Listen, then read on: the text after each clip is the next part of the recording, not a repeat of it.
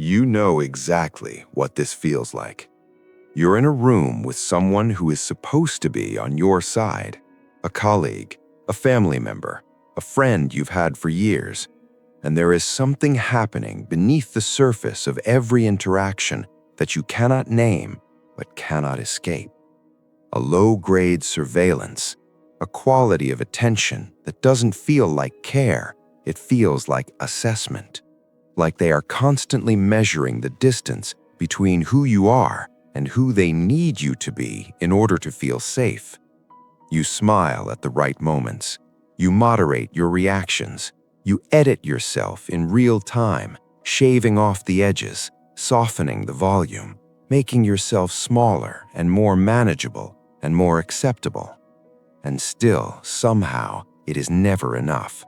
The atmosphere doesn't relax. The tension doesn't resolve, and you leave every interaction with that person feeling slightly less than when you arrived, slightly more uncertain, slightly more exhausted in a way that a full night of sleep cannot touch. That feeling has a name, not the soft name therapy gives it, not conflict or communication difficulty or incompatible attachment styles, the precise name. You are losing a psychological war that you don't know you're in. And the reason you're losing is not because you're weak, not because you're too sensitive, not because you lack the skills to navigate difficult people. You're losing because you are fighting with the wrong weapons. Because everything you have been doing, the patience, the accommodation, the careful management of their emotional state, every single one of those behaviors is not a defense, it is a tribute. You are feeding the mechanism that is consuming you. And until you understand exactly how that mechanism works and what it requires to continue operating, you will keep feeding it. You will keep shrinking, and the person across from you, the one who should be on your side, will keep growing larger in your interior life, until they are occupying space that belongs to you. This stops today. Not through confrontation, not through the dramatic conversation you've been rehearsing and never having, not through any action at all in the conventional sense. What we are going to do is something more precise and more permanent than any confrontation could produce. We are going to understand the architecture of psychological toxicity at the level where it actually operates. And then we are going to remove, surgically and without announcement, every single behavior and belief that allows it to run. Carl Jung spent the first 40 years of his professional life trying to understand why intelligent, capable people became the consistent victims of other people's psychological dysfunction. Not through bad luck, not through circumstance, but through a specific, reproducible pattern of interior response that made them structurally available to be used. He called it the shadow dynamic, the mechanism by which the parts of a person that they have suppressed, the anger they won't express, the needs they won't acknowledge, the power they refuse to claim, become the precise entry points through which toxic influence operates. He wrote that everything you refuse to face in yourself will be arranged for you by the world. What he meant is that the aspects of your psychology you will not consciously inhabit will be inhabited for you by the people around you on terms you did not set and cannot renegotiate from a position of suppression. He knew this not purely as theory. In 1913, when Jung separated from Freud, he faced something that most people in his position would not have survived with their integrity intact. Freud was not merely a colleague, he was the most powerful figure in the field Jung had dedicated his life to.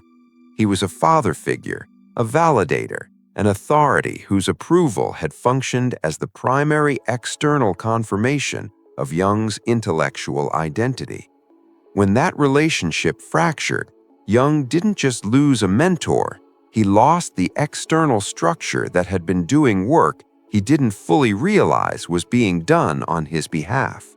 And what the absence of that structure revealed was a shadow element Jung had never fully confronted: his own need for approval, his own hunger to be seen as legitimate by an authority figure, had been silently organizing his behavior and limiting his range in ways he had not examined. The break with Freud, devastating as it was, forced him to reclaim the psychological territory he had been unconsciously surrendering. What he discovered in that reclamation became the foundation of everything he would later teach the world about power, identity, and the interior conditions that make a person either a target or an anchor. You are here because something in your current situation is pressuring you toward the same reclamation. The question is whether you will make it consciously or continue making it at the cost of pieces of yourself you may not recover. There are 5 specific behaviors, 5 ways of operating in the world that you have been performing as virtues that are functioning as the precise mechanism by which toxic people maintain their hold. We are going to examine each one with the kind of clinical detail that makes it impossible to unsee. And then we are going to identify exactly what must be removed from your behavioral architecture for the mechanism to collapse. The first is the behavior of overexplanation. The mask looks like this. You are a thoughtful person, a reasonable person, a person who believes that conflict can be resolved through sufficient clarity, that misunderstanding is usually the source of interpersonal friction, and that if you explain your position thoroughly enough, with enough care and enough nuance, the person in front of you will eventually understand and the tension will resolve. So you explain, you provide context, you anticipate objections and address them preemptively. You offer the reasoning behind every decision, the emotional logic behind every reaction, the history behind every position you hold. You do this because you are intelligent and because you believe in the power of communication, and because somewhere in your early experience, being understood felt like being safe. The dark truth is that every explanation you offer a toxic person is a manual. It is a detailed map of your internal operating system, handed directly to the person who is most likely to use it against you. Toxic people do not process explanation the way psychologically healthy people do. A healthy person receives your explanation and updates their model of you and the situation. A toxic person receives your explanation and catalogs it. They are learning what you feel obligated to justify. They are learning which emotional frequencies cause you to abandon your position and reach for reassurance. Every time you explain yourself to a person who has demonstrated they will not honor the explanation, you are not building understanding. You are conducting their intelligence briefing on your vulnerabilities. Robert Greene observed in The 48 Laws of Power that the person who never justifies their position preserves a fundamental power that the person who constantly explains has already surrendered. The need to explain is a signal. It says, I am uncertain whether I am allowed to simply be what I am. I require your agreement. And toxic people who have built their entire psychological strategy around finding and exploiting precisely this kind of uncertainty hear that signal like a frequency only they can detect.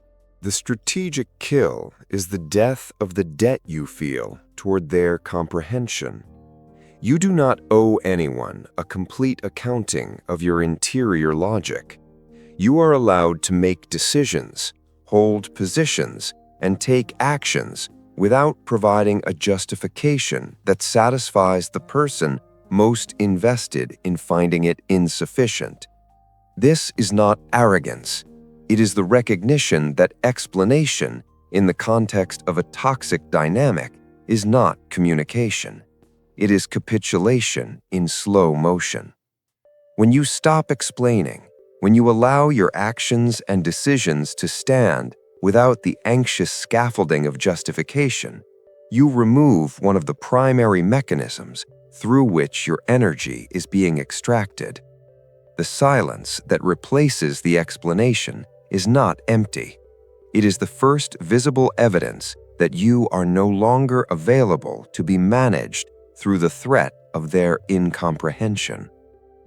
The second behavior is the performance of emotional availability. The mask looks like this. You are someone who believes in genuine connection. You value depth. You are willing to be present with other people's pain because you have experienced pain yourself, and you know what it means to be met in it. When someone in your life is struggling, you show up. You listen. You attune. You offer your emotional resources with a generosity that is real and that reflects something genuinely good in your character. You believe, correctly, that the capacity for empathy is not a weakness. You have simply never been taught to distinguish between the empathy that builds something mutual and the empathy that is being extracted from you by someone who will never reciprocate it. The dark truth is that chronic emotional availability to a toxic person is a feeding arrangement disguised as a relationship. Toxic people, particularly those with narcissistic architecture, do not experience your empathy the way a psychologically healthy person does. They do not receive it and feel connected. They receive it and feel confirmed. Your attunement to their emotional state, your visible concern for their well-being, your distress at their distress, all of it functions as a form of tribute that continuously confirms their centrality.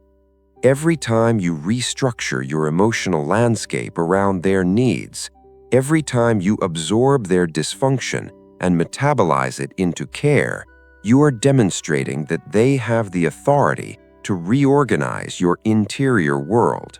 And they will keep doing whatever generates that demonstration, because the demonstration is the point. The relationship is not the goal. Your reorganization is the goal. Jung wrote about what he called the vampire dynamic, the relationship in which one person's life force flows consistently toward another, with no genuine exchange in the opposite direction. He was precise about what enables it. Not the vampire's power, the host's inability to recognize the extraction as extraction rather than as love. The strategic kill is the death of the equation between caring and unlimited availability. You are allowed to care about someone and simultaneously be unavailable to them at specific moments for specific purposes. Emotional availability that has no architecture, no internal structure, no limits that you enforce without guilt, is not generosity. It is a resource with no access control, and unprotected resources in the presence of toxic people do not stay unextracted. When you begin to make your emotional presence conditional on genuine reciprocity, when you allow yourself to be unmoved by the emotional performances that previously reorganized your entire interior, you do not become cold, you become expensive. And toxic people who have sophisticated instincts for the economics of psychological extraction will immediately register that the cost of accessing you has changed. Some will recalibrate. Most will move toward easier targets. Either response solves your problem. Reality check. If what you just heard made you feel defensive, if some part of you wants to argue that your empathy is different, that your situation is more nuanced, that the person you're thinking about right now genuinely needs you in a way that makes these principles not apply, I need you to sit with what that defense is actually protecting. Because the ego's primary function in a toxic dynamic is to generate exactly that kind of exception. The exception that keeps you available. The story that makes the extraction feel like love. The most sophisticated trap is always the one you built yourself. The third behavior is conflict avoidance. The mask looks like this. You are not a confrontational person. You choose your battles. You understand that most interpersonal friction is not worth the cost of direct conflict, and you have developed a sophisticated capacity for absorbing tension, redirecting it, dissolving it through humor or subject change, or the graceful distribution of it across time until it seems to dissipate. You tell yourself this is maturity, emotional regulation, the adult alternative to the primitive patterns of people who lack your capacity for restraint. And it may well be maturity in most contexts. In the context of a toxic dynamic, it is a surrender strategy that you have renamed as a virtue. The dark truth is that every piece of friction you absorb without response is information. It tells the toxic person exactly how far they can go before encountering resistance. And because you have structured your responses to never quite reach the threshold of genuine pushback, the answer they have received, repeatedly and consistently, is that there is no threshold. There is no point at which the friction will be met with something that costs them anything. Machiavelli understood this at the level of statecraft, but the principle operates identically in personal dynamics. He observed that the prince who never demonstrates the willingness to defend his territory invites constant incursion from those who would test its boundaries, not because they are inherently aggressive, but because unpunished transgression is simply the rational next step for anyone whose instincts run toward expansion. Toxic people are not different from Machiavelli's ambitious neighbors.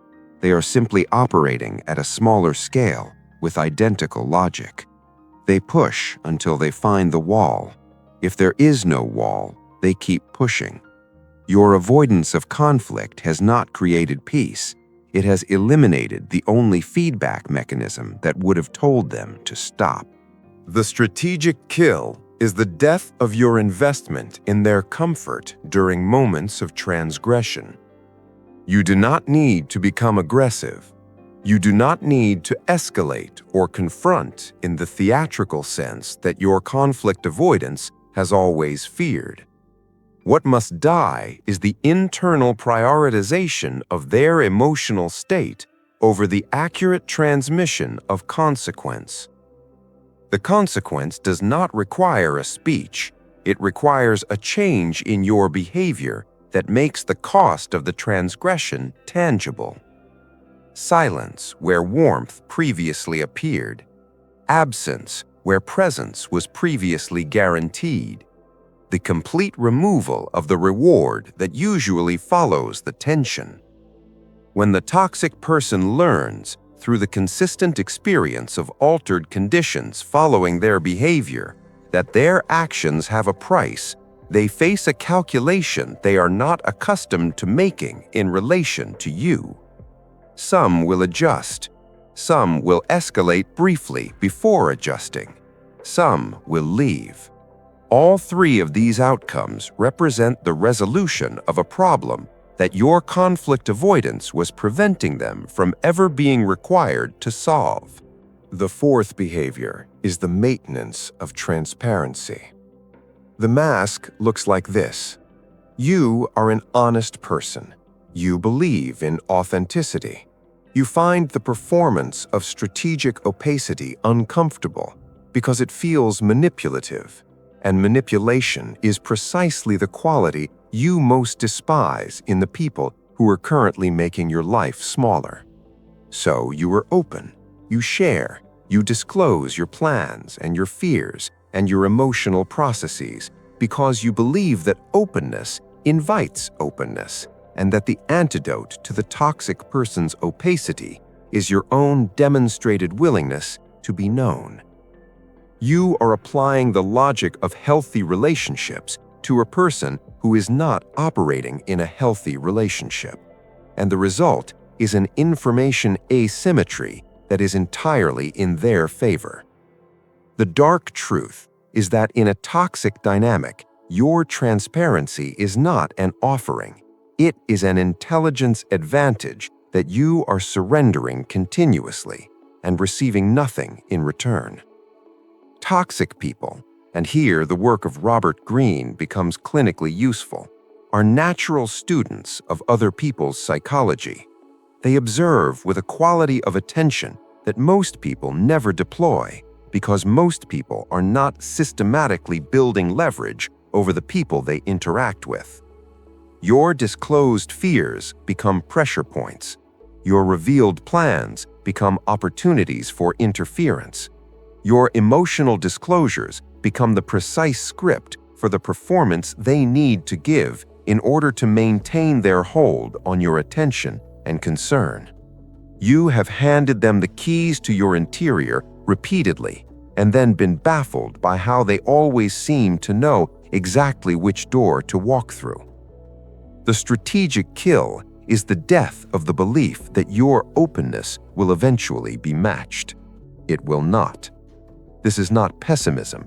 It is the recognition of a structural asymmetry that does not resolve through your continued generosity with information. Strategic reserve is not deception. It is the recognition that in an unequal dynamic, the equalization of information is not something you can produce unilaterally. Through your own disclosure, you can only produce it by withdrawing the surplus you have been providing. When you become less readable, when the emotional tells that have been broadcasting your internal state become quieter, when your plans and fears and vulnerabilities are no longer a continuous open signal, the toxic person loses their most reliable navigation tool. They are now operating in uncertainty about you. And people who require your predictability to maintain control over you are profoundly destabilized by its absence. Reality check. If you are sitting with any version of the thought that these principles apply to other situations but not yours, that the person you have in mind is different, or that your relationship is too complex for these frameworks, you need to understand what that thought is doing. It is the protection mechanism of an ego that has organized itself around the maintenance of a dynamic that is consuming you. The sophistication of the exception is directly proportional to the depth of the investment in remaining available to be used. The fifth behavior is the continuous extension of good faith. The mask looks like this. You are someone who believes in people. You have a genuine, considered, philosophically grounded commitment to not becoming cynical. You have seen what bitterness does to people who have been hurt, and you have made a decision, a real decision, not to let that happen to you. So you extend good faith. You reinterpret the evidence against the person in the most charitable light available. You consider their history and their wounds and their context. You find reasons to believe that the pattern will change, that the latest incident is an exception, that the version of them you believe in underneath all of this is the version that will eventually emerge if you maintain enough patience and enough generosity of interpretation.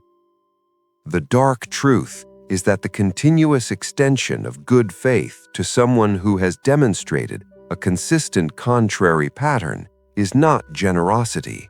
It is the strategic management of your own cognitive dissonance. You are not giving them the benefit of the doubt because the evidence supports it. You are giving them the benefit of the doubt because the alternative, seeing the pattern clearly and without the softening lens of charitable interpretation, requires you to make decisions you are not yet ready to make.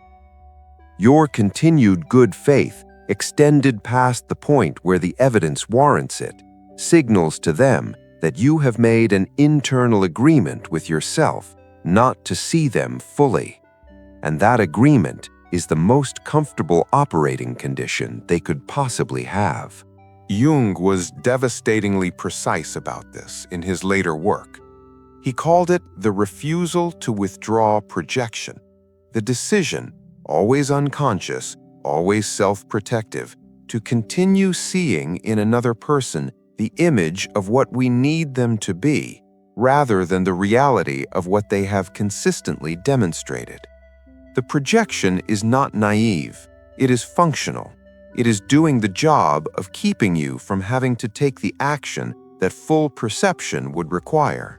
And it will keep doing that job for as long as you allow the comfort of the softened image to be more valuable than the clarity of the accurate one.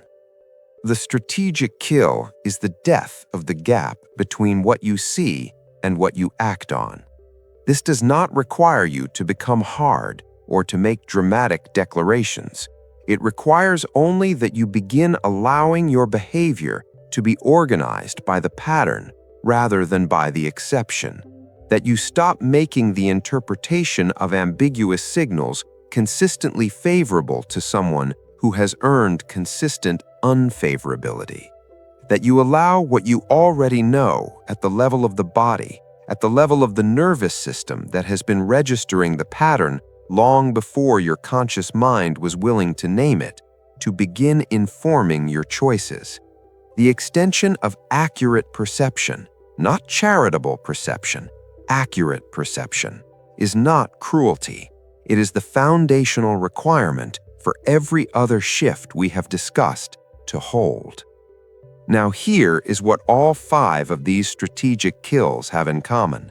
And this is the element that most discussions of toxic relationships never reach, because it requires a confrontation with something most people find more uncomfortable than the toxic relationship itself. Every one of these behaviors, the overexplanation, the unlimited emotional availability, the conflict avoidance, the transparency, the continuous good faith, every single one of them is not something the toxic person installed in you. They were already there. They were there before the toxic person arrived. The toxic person did not create your tendency to overexplain. They found it. They did not manufacture your conflict avoidance. They exploited a pre-existing architecture. They did not teach you to extend good faith beyond the evidence. They simply identified that you already did and positioned themselves to receive the benefit of it. This is the shadow element that Jung would insist on, not because it is comfortable, but because it is the only diagnosis that leads to a treatment. If the toxic person is the source of the problem, then the solution is the removal of the toxic person. And many people have removed toxic people from their lives, only to find, with a specific and devastating efficiency, that an identically structured person appears in the vacated space. Different face, different name, same dynamic, same extraction, same slow diminishment. Because the architecture that made the first relationship possible is still intact and still broadcasting the same signal to the same receptor. The deeper work, the work that actually ends the pattern rather than rotating through its cast of characters, is the examination of why these 5 behaviors exist in you, what they were originally protecting, what early experience installed them as the most viable strategy for navigating a world that felt unsafe in specific ways. Not to pathologize the past, and not to generate the kind of self-focused wound narrative that becomes its own form of paralysis, but to understand the origin of the architecture well enough to rebuild it on a different structural principle. The principle is this: your psychological sovereignty, the territory of your own interior life, your emotional resources, your attention, your willingness to be known, is not a commons. It is not available to everyone equally and unconditionally simply because they have found a way into proximity with you. Healthy relationship is built on the gradual, evidence-based, mutually honoring extension of access to that interior territory. Toxic relationship is built on the exploitation of the absence of any access control whatsoever. The 5 behaviors we have discussed are not flaws in your character. They are the specific access control failures through which the extraction has been operating, and they can be rebuilt. Not through the performance of a harder or colder persona, not through the adoption of a cynicism that protects you by making everything equally worthless, but through the quiet, non-negotiable, completely undramatic decision to allow your behavior to be organized by your actual assessment of what a relationship has earned rather than by what you wish it to be or what you feel obligated to provide, regardless of the evidence. Reality check, and this is the last one, and it is the most important. If you have made it to this point and the primary thing you are feeling is the desire to share this with the toxic person in your life, to use it as the opening of the conversation you have been avoiding, stop. That impulse is the over-explanation reflex activating in real time. This information is not for them. It is information for you. The changes we have discussed do not require their awareness, their agreement, or their cooperation. They do not require a conversation. They do not require a confrontation. They require only that you begin, quietly and without announcement, to behave differently. The toxic person will notice. They will not understand it as growth. They will experience it as the withdrawal of a resource they had come to rely on. They will respond to that withdrawal in ways that will test every one of the 5 strategic kills simultaneously. They will generate situations that require explanation. They will perform distress that demands your emotional availability. They will create friction that activates your conflict avoidance. They will ask questions designed to reestablish your transparency, and they will remind you of every reason they deserve your good faith. What they are doing in these moments is not malicious strategy in the conscious sense. It is the automatic response of a system whose food supply has been interrupted. The response is not evidence that you are wrong, or that the relationship deserves one more chance, or that your withdrawal has caused harm that you are responsible for repairing. It is evidence that the mechanism has been destabilized, and a destabilized mechanism that cannot reestablish its original conditions will, without your intervention, without your explanation, without your confrontation, neutralize itself. This is the precise meaning of the title. You do not make toxic people neutralize themselves through a technique or a strategy or a calculated performance of indifference.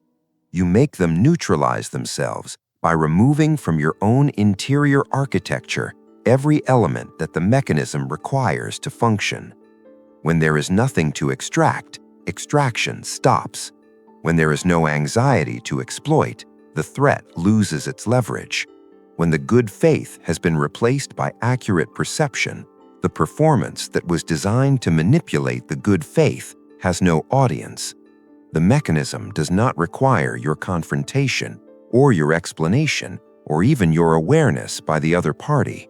It requires only your changed interior, your rebuilt access control, your quiet, non-negotiable, completely undramatic decision to stop organizing your behavior around the management of their emotional state. The old version of you, the one that believed sufficient accommodation would eventually produce safety, that enough explanation would eventually produce understanding, that enough patience would eventually produce reciprocity, that version cannot survive what you have just learned. Not because it was weak. It was not weak. It was a strategy that made sense given what you understood at the time you developed it. But it is a strategy organized around a fundamental misdiagnosis of the problem. and misdiagnosed problems cannot be solved by intensifying the treatment. The treatment must change. The architecture must be rebuilt. The 5 strategic kills must be executed, not as a performance and not as a punishment, but as the quiet, permanent reclamation of the interior territory that was never supposed to be available without cost. This channel is a laboratory.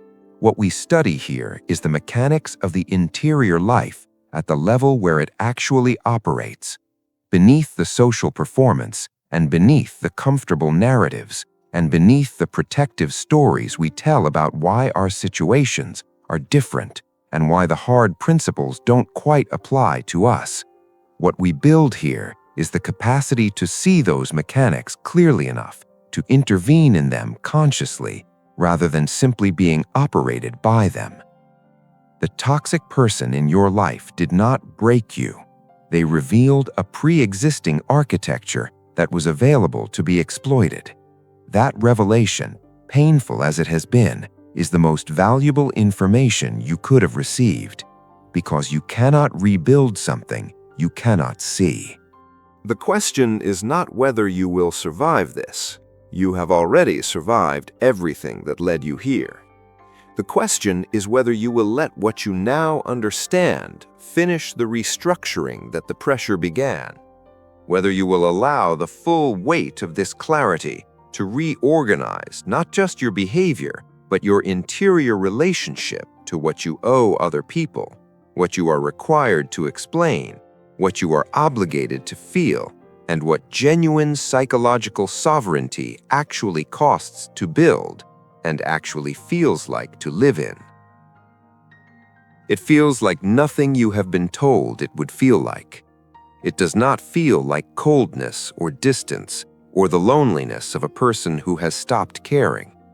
It feels like the specific, quiet, completely undramatic experience of being in a room with someone who once consumed enormous amounts of your interior real estate and noticing that they no longer do. Noticing that the frequency they broadcast at is no longer the frequency your nervous system is tuned to receive. Noticing that you are present, that you are even warm, that you have not become the hardened or cynical or defended version of yourself that you feared this work would produce. You have simply become someone whose interior life is organized from the inside. Someone who is no longer available to be used as a location for someone else's unresolved psychology.